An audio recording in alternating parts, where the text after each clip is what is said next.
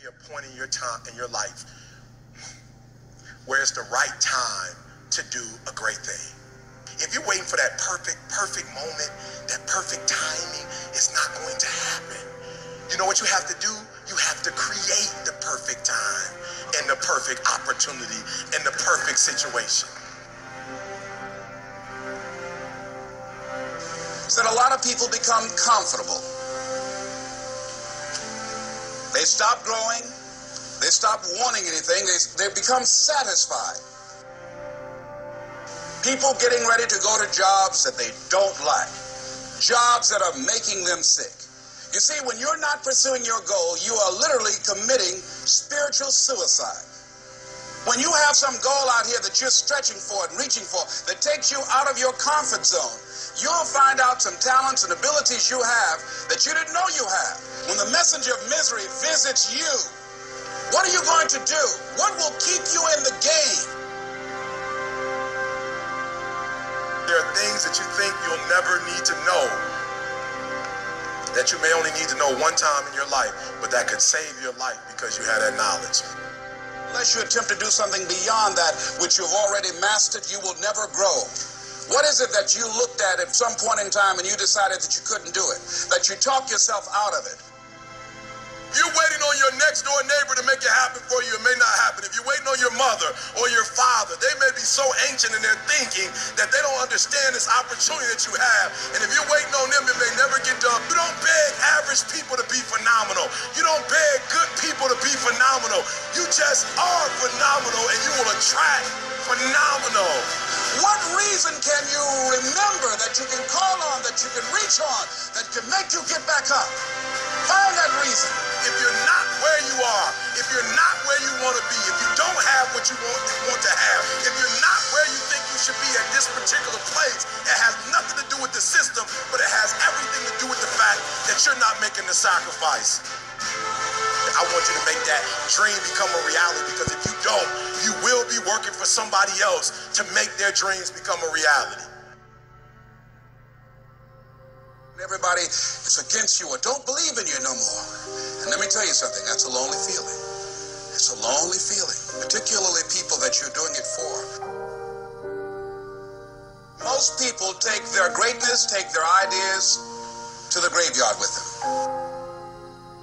Listen to me, if it was easy, everybody would do it. There are people right now who are working who don't want to work. There are people who hate their jobs, but they keep getting up to do it. The wealthiest place on the planet is the graveyard. Because in the graveyard, we will find inventions that we never, ever were exposed to. Ideas, dreams that never became reality.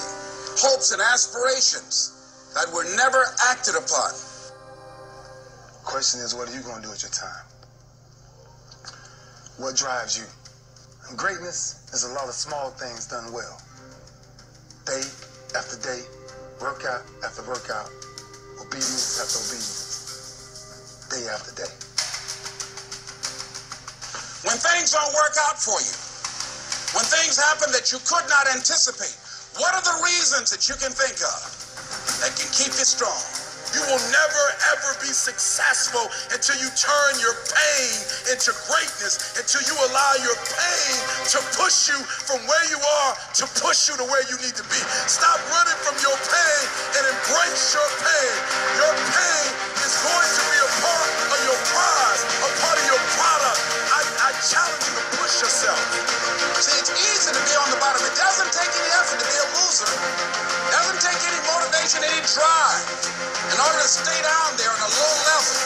But it calls on everything in you. You have to harness your will to say, I'm going to challenge myself. I mean that what you did last week don't count. Today is the only important day. There are 86,400 seconds in a day, and how you use those are critical. You got 86,400 today, and what you do today is going to cement who you are. Nobody's going to talk about what you did last week. That the biggest enemy you have to deal with is yourself. There's an old African proverb that says, if there's no enemy within, the enemy outside can do us no harm. You have this opportunity of a lifetime. It means absolutely nothing if you don't take advantage of it in the lifetime of this opportunity. I got a saying that when life knocks you down, try and land on your back, because if you can look up, you can get up. If you want a thing bad enough to go out and fight for it, to work day and night for it, to give up your time, your peace, and your sleep for it, if all that you dream and scheme is about it, and life seems useless and worthless without it. See, it's time now. If you want to make this your decade, you've got to start saying yes to your life.